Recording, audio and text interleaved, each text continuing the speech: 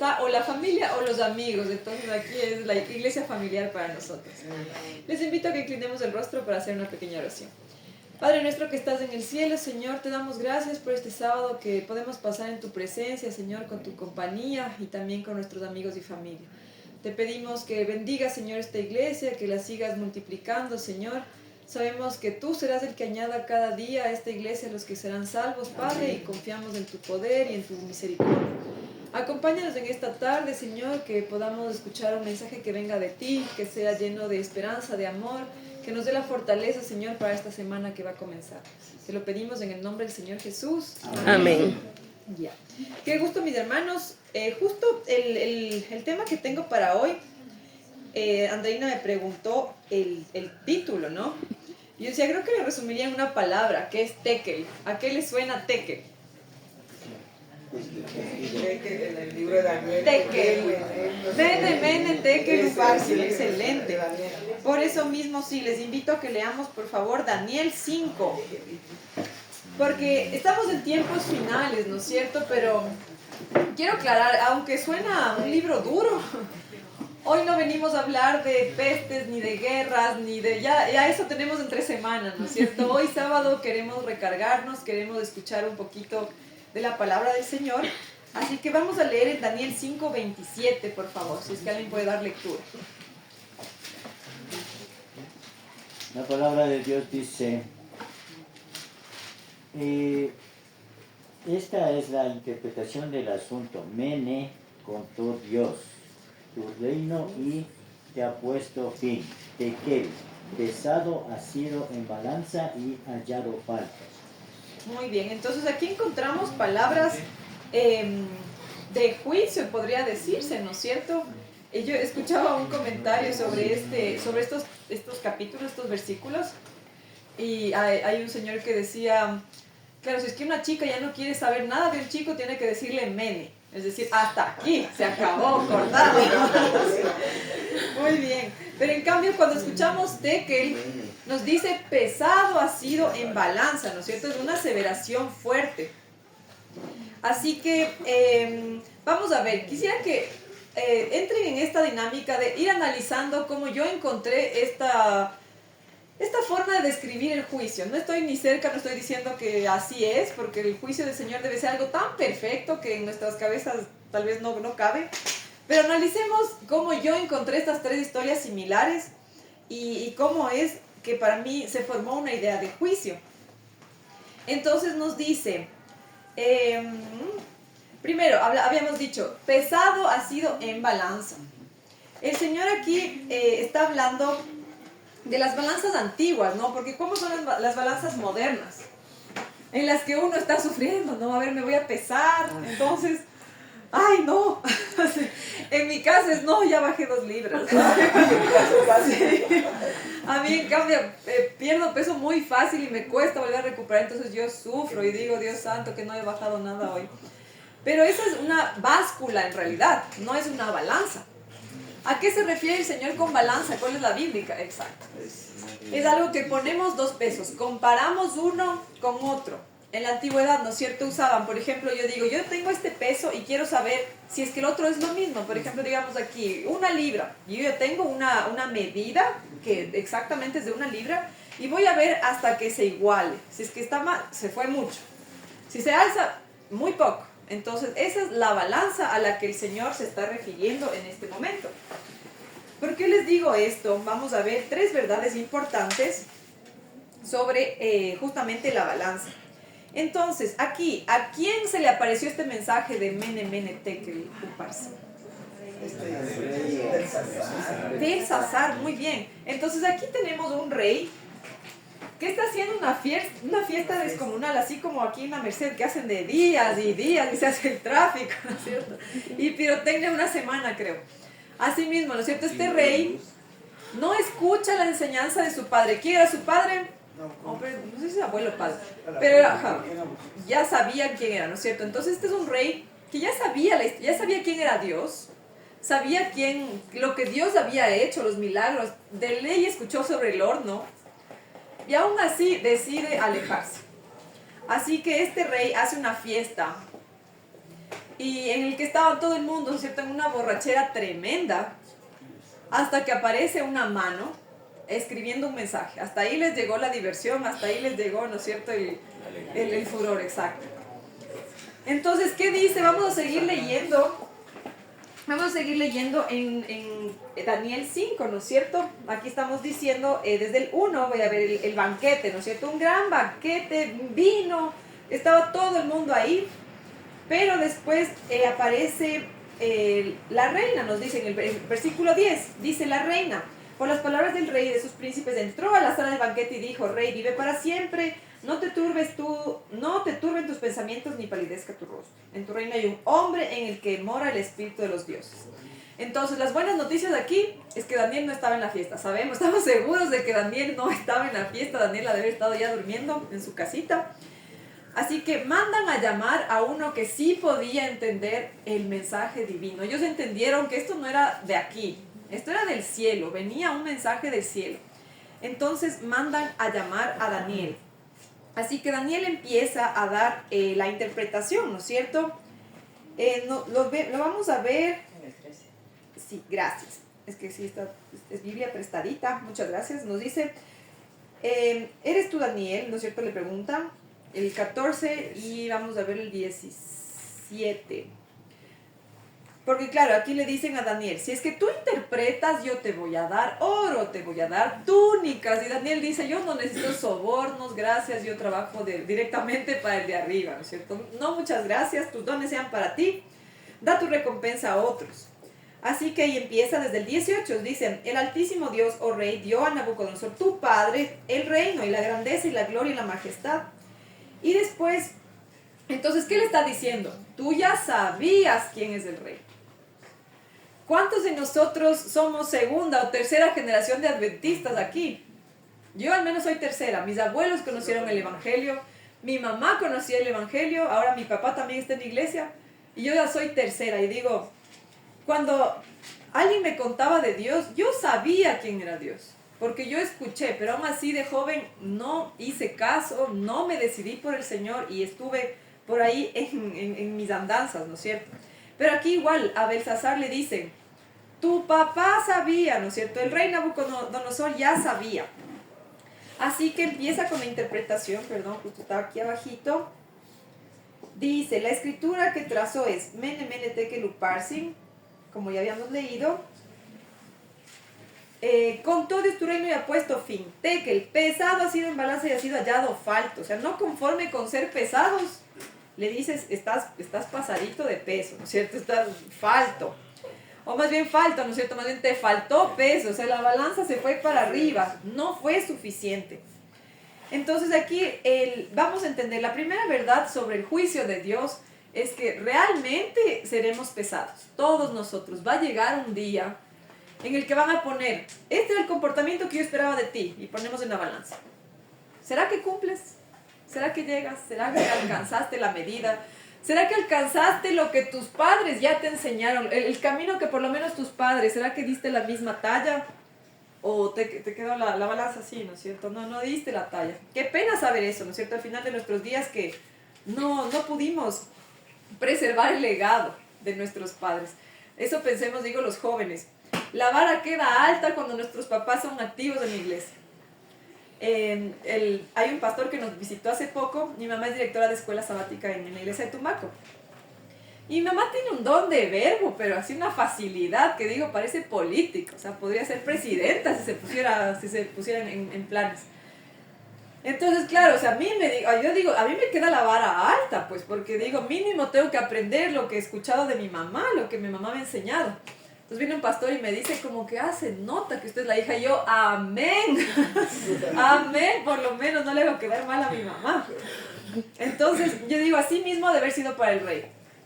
Nabucodonosor aceptó, aunque se caía. Nabucodonosor era una de cal y una de arena, ¿no? Que al final, bueno, no sabremos si es que será salvo o no. Pero Belsasar ya sabía ese testimonio. Belsasar vio el horno, Belsasar vio los leones, ¿no es cierto? Belsasar sabía. Bueno, los leones creo que es después. Pero el horno realmente sí sabía. Entonces, vamos viendo. Realmente seremos pesados en balanza. En esta balanza que el Señor traerán el juicio. Yo digo, me imagino, ¿no? Como que listo, el siguiente, a ver, póngale, cumple o no cumple, pasa o no pasa, ¿no es cierto? Así debe ser el juicio que hoy estamos viviendo. Recuerden que estamos en tiempos finales, así que probablemente nuestro nombre ya esté siendo pesado, ¿no es cierto? ¿Cumple o no cumple? Pero vamos a ver otro ejemplo, ¿no es cierto? No, perdón, antes de pasar. ¿Será que es justo? ¿O con quién voy a comparar? ¿Quién va a ser esa medida que pueda decir esto es lo que yo esperaba de ti? ¿Qué pasa si ponen a Jesús? ¿Quién llega? ¿No es cierto? La balanza siempre va a estar así, ¡pim! Pero se va a romper la balanza. Nadie le llega ni a los talones. ¿Qué pasa si ponían entre Daniel y Belsasar? ¿Cómo iba a quedar la balanza? Yo creo que igual, o sea, ni punto de comparación, ¿no es cierto? Daniel desde su juventud, qué testimonio, en su comida, en su forma de actuar, 10 veces mejor que los otros que ya eran de esa cultura. O sea, Daniel es de esas personas que es tan buenas que hasta da iras, ¿no es cierto? Dices, ¿qué? ¿Ves? Ni siquiera estaba en la fiesta, o sea, con eso decimos todo. Así que no sería tan justo, ¿no es cierto? No sería tan justo que que Belsasar sea comparado con Daniel. Así que, pero como sabemos que Dios es justo, vamos a ver, dice el Señor, dice Daniel, ¿no es cierto? Que le dice, tu padre ya sabía. Así que, ¿con quién le está comparando? Con el rey. Muy bien, entonces dice, aquí vamos a poner un rey y aquí vamos a poner otro rey. Tienen los mismos genes, el mismo apellido, digamos así. Tienen la misma profesión, los dos reyes, los dos lo mismo, la misma fortuna, ¿no es cierto? Heredaron todo. Entonces, ¿es justo o es injusto la comparación? Muy bien, entonces el Señor pone en una balanza y le dice, no, has sido hallado falto, te faltó, porque tu papá sí reconoció. Así que vamos viendo ahí la primera lección que nos da el Señor con estas pequeñas palabras sobre una balanza. La segunda, en cambio, les voy a pedir que vayamos a Números 12, nos vamos a ir al capítulo 12, Números 12. Versículo 1, por favor. Aquí tenemos a estos tres hermanos, María o Miriam, Aarón y Moisés. Por favor, alguien, Números 12:1. María y Aarón hablaron contra Moisés a causa de la mujer cusita que había tomado, pues él había tomado una mujer cusita. Muy bien, entonces estamos en esta parte de la historia en la que Moisés está liderando un pueblo grandote, ¿no es cierto? Se dice que más o menos son como 2 millones de personas que salieron porque eran, o sea, la Biblia menciona un número, pero que era de hombres. Cada uno con su esposa, con sus hijos, más o menos es 2 millones, es decir, casi la población de todo Quito, imagínense, caminando, siguiendo en el desierto. O sea, eso ya era algo que era descontrolable tal vez, descontrolado. Así que le empiezan a ver los pelos al líder, ¿no es cierto? ¿Y quiénes son? Los propios hermanos. Esta es una verdad también porque dice, imagínense Moisés, imagínense en estos tiempos, que venga Moisés y nos dice, no se unan en yugo desigual, no se unan con los extranjeros. A los jóvenes, a las jovencitas, no se unan. Realmente esto es de lo que el Señor no quiere para sus vidas. No se unan en yugo desigual. Siguiente sábado, el que se una en yugo desigual le va a ir mal en la vida. Siguiente sábado, les presento a mi esposa Cusita, que es extranjera y no es del pueblo de Dios. Aquí dice, en la Biblia dice, ¿no es cierto? Porque sí era Cusita, o sea, realmente era de otra nación. Se dice que probablemente era de África. Entonces aquí dice, aquí a Moisés en realidad le gustaban las mujeres morenas, tal vez, probablemente. Se trae una mujer extranjera. Él sí se equivoca, realmente. Pero aquí vamos a ver algo interesante, ¿no es cierto? Realmente empiezan a murmurar contra Moisés. Vamos, por favor, a leer del 6 al 9. Alguien que pueda leernos, por favor, del 6 al 9.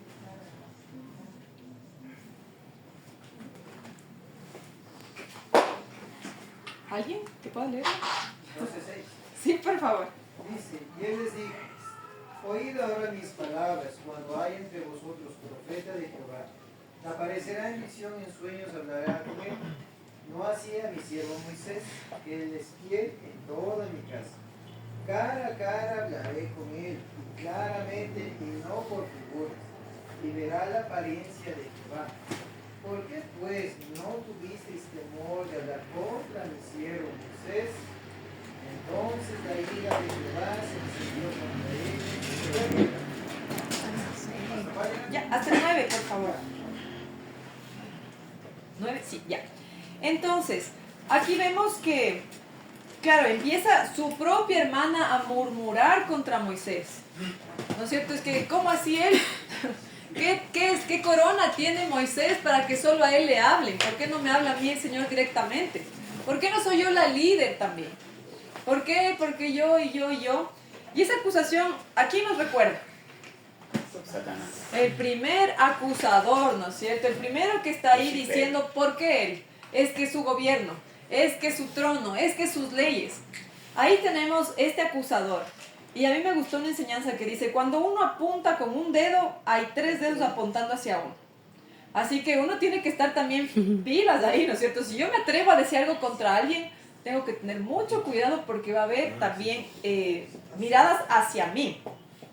Así que asimismo Miriam se llena la boca en contra de Moisés, su propio hermano, y vamos a ver lo que nos dice aquí. El Señor le defiende, ¿no? Les dice, aquí Moisés es la persona que yo elegí. Yo le puse aquí y es con sus imperfecciones, Él está al mando, ¿no es cierto? El Señor sabe también, conoce el corazón de Moisés y sabe a quién ha puesto ahí. Entonces, nosotros conocemos la historia también un poquito, ¿no es cierto? Que decía que la ira de Dios se encendió en contra de Miriam. ¿Qué pasó con ella? Le dio lepra. Le dio lepra, ¿no es cierto? Hay una historia aquí, un análisis que encontré muy, muy interesante. Porque se acuerda, lepra era una enfermedad de la piel que empezaba también como unas costras blanquecinas. Dice que así es una etapa de la lepra. Y esta persona dice, más adelante, ¿no es cierto? Moisés dice, mete su mano derecha bajo el manto y cuando la vuelve a sacar, también está como leprosa blanca. Y la analogía es que a Moisés, en su mano derecha iba a ser su hermana y la vara de Aarón, ¿no es cierto? Era el instrumento de su hermano, o sea, es decir, sus hermanos sí iban a hacer su ayuda. Pero el Señor la representa 2 veces a María con lepra. Y lo gracioso es que dice, María o Miriam empiezan a hacer acusaciones contra una persona tal vez de tez morena y a ella le emblanquecieron la piel con la lepra. Entonces dice ahí, cuidado con lo que estás juzgando que tal vez te puede salir en contra, ¿no?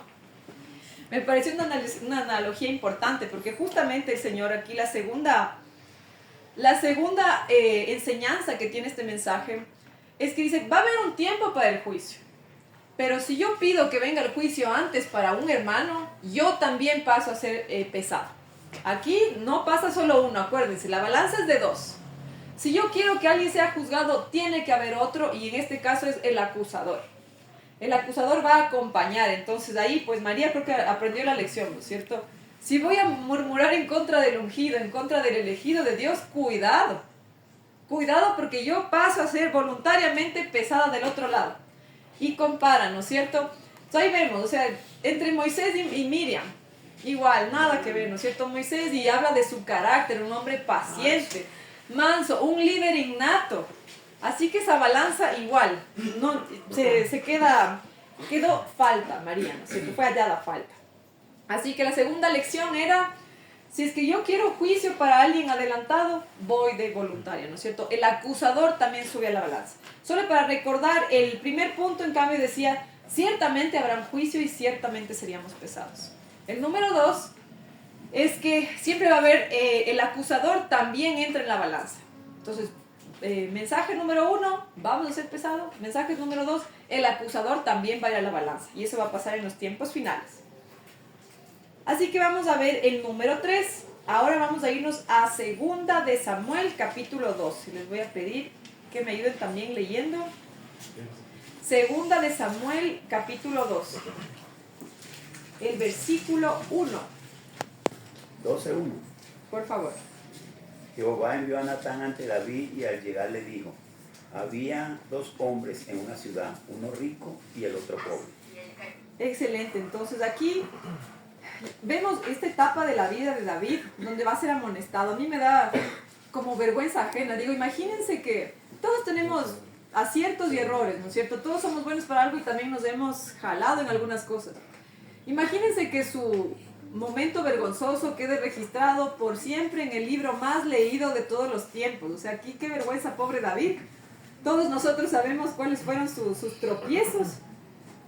Y nos dice aquí es la amonestación a David, nos dice el título de ese capítulo, ¿no es cierto? La historia justamente empieza con una analogía, ¿no es cierto? Había un hombre rico que tenía muchas ovejas, tenía para escoger. Y había un hombre pobre que tenía solo una. Yo me imagino cómo sería esa ovejita, ¿no? La mimada, la que le sacaban a pasear al parque, ¿no es cierto? La que le tejen un saquito para las noches. No sé cuántos han tenido esa experiencia de tener un perrito mimado, una mascotita así tan querida, un gatito, que para uno es la cosa más linda del mundo, ¿no es cierto? Es lo más preciado, así algo tan bonito. Entonces hay un banquete, va a haber una fiesta. ¿Y qué hace? O sea, el hombre, en vez de escoger de las tantísimas que tenía, escoge esa que tiene el otro, esa quiero para el banquete. Y le dan muerte a su ovejita. Entonces, ¿era justo o injusto? Completamente injusto, ¿no es cierto? O sea, era la preciada, el dueño de esa ovejita era su posesión preciada, su mimada, ¿no es cierto? Entonces, ¿cuál es la reacción de David? Vamos a leer, por favor, el versículo 5 y 6.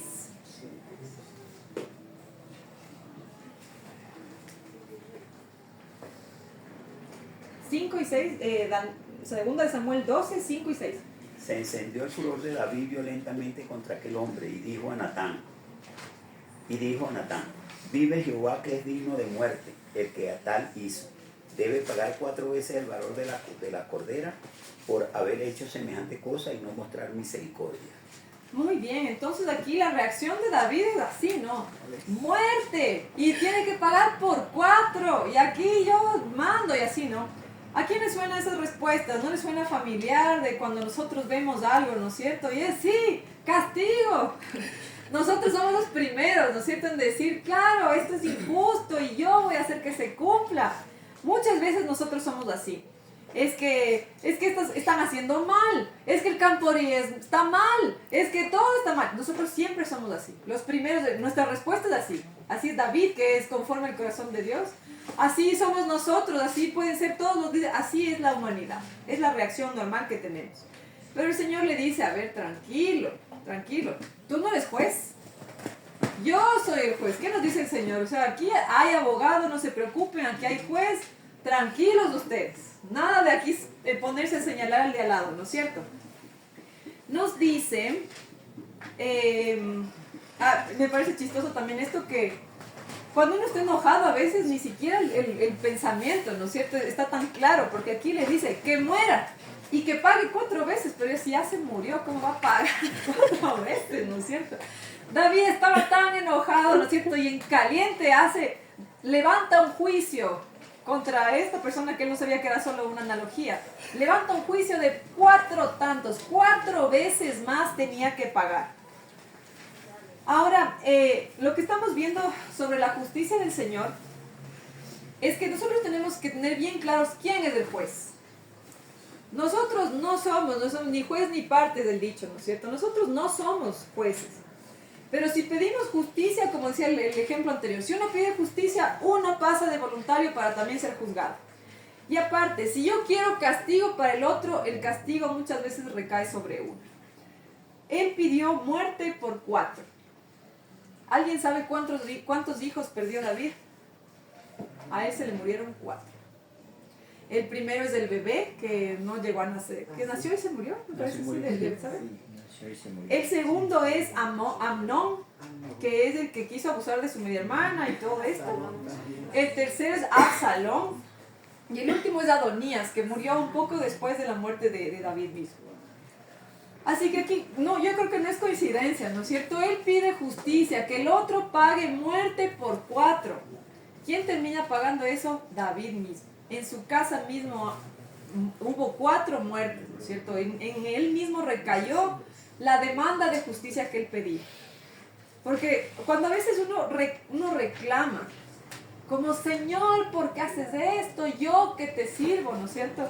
O sea, uno se pone como en el pedestal, uno a veces se cree como es que yo y el otro, o sea, el otro. Pero aquí el Señor nos dice, no, yo decido quién es culpable, quién se salva y cuál es el castigo. Es el Señor. Y esto sí, para mí digo que nunca se nos olvide que es el Señor el que hace justicia.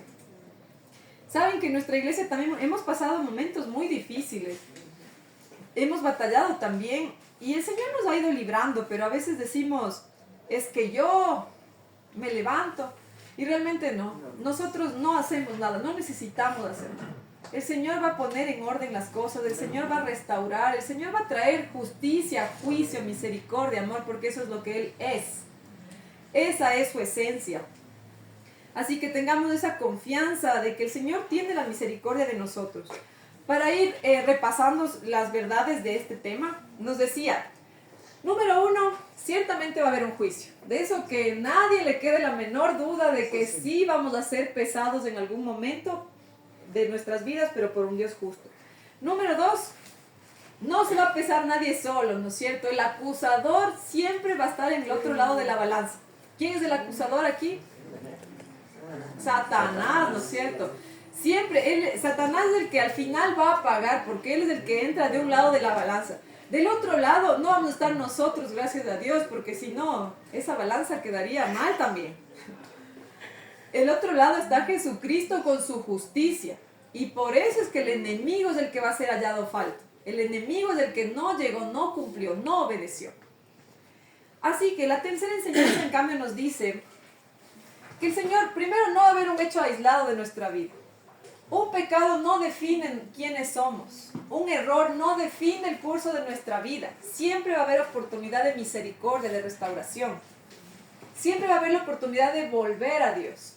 Imagínense David, cuántas veces la fregó, digamos así. Asesinó, adulteró, por su vanidad.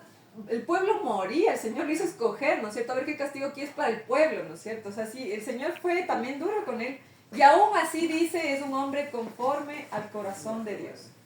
¿Qué nos dice esto? En el juicio no va a ser injusto, no es por un hecho aislado, no es por un error que cometiste. El Señor nos va a tener por salvos, siempre y cuando aceptemos al Señor Jesús.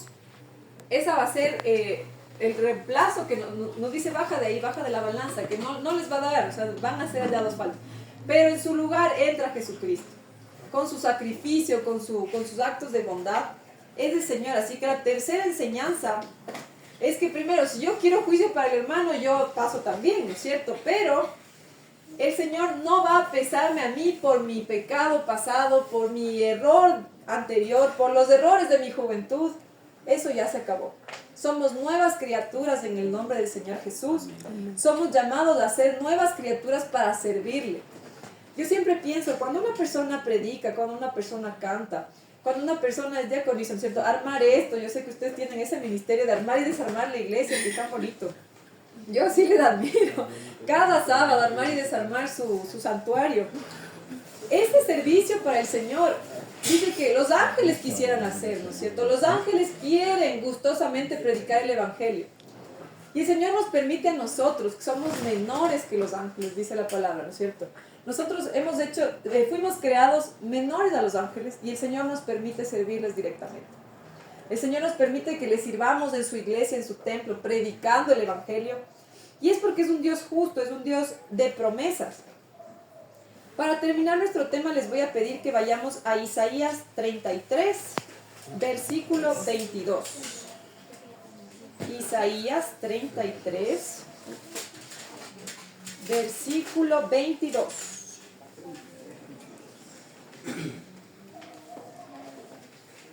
Porque Jehová es nuestro juez, Jehová es nuestro legislador, Jehová es nuestro rey, el mismo que nos salvará. Amén. Muchas veces nosotros hablamos de juicio y la gente se asusta, ¿no es cierto? Yo una vez estaba dando la fe de Jesús y le digo a esta señora que estaba estudiando, ahorita nunca había abierto ya una Biblia, nunca en su vida había abierto una Biblia, y yo le digo, hablamos del libro de Apocalipsis. Bueno, o sea, no fue en la primera lección, ¿no? Pero yo le digo, vamos a ir al libro de Apocalipsis. Y ella me dice, no, qué miedo el libro de Apocalipsis, yo no quiero leer, es que ahí solo habla de guerras, de muerte, o sea, de las bestias. Ella decía, yo le tengo miedo a ese libro.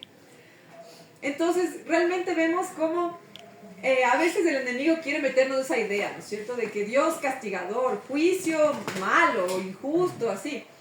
Pero ¿qué nos dice aquí en este versículo que leímos en Isaías? Es verdad que vamos a tener un juez, pero ese mismo juez es el que nos salvará. Aquí el llamado es a confiar, a agradecer que va a haber un juicio, porque significa que el pecado va a tener fin. El juicio es un día de alegría, de regocijo, porque se acaba el enemigo y se acaban los engaños, se acaba la muerte, se acaba el dolor, se acaba el pecado. Entonces, cada vez que alguien quiera hablarnos del juicio, sea un mensaje de esperanza para nosotros, porque al fin nos vamos a librar de esta esclavitud, del dolor, de la enfermedad, ¿no es cierto? ¿Cuántos ya querríamos estar restaurados de la salud y seguimos tal vez golpeados, ¿no es cierto? Golpeados en la economía, golpeados en la salud, golpeados por temas familiares. Entonces, bendito sea el día del juicio, porque ese día se va a acabar el sufrimiento, el dolor y el tormento. Que el mensaje que hemos recibido en esta tarde del Señor sea más bien para llamarnos a esperar ansiosamente ese juicio. Esperemos activamente, ¿no es cierto? Predicando justamente de que va a haber un día de liberación. Va a haber un día cuando el Señor Jesucristo venga, que ya va, ahí empieza recién, ¿no es cierto?, el fin del pecado. Cuando venga el Señor Jesús, se acabará el dolor, se acabará la muerte y le pondrá fin al pecado. Así que en esta semana puedan reflexionar esto. Primero, ¿realmente va a haber un juicio? ¿Realmente vamos a ser pesados? Número 2, no vamos a ser pesados solos tampoco, ¿no es cierto? El acusador sube la balanza. Y número 3, el Señor es misericordioso. No nos va a juzgar por el pasado, no nos va a juzgar por los errores, sino por aceptar a Cristo Jesús en nuestros corazones. Así que, hermanos, que Dios les bendiga en esta semana y sigamos adelante. Amén. Amén.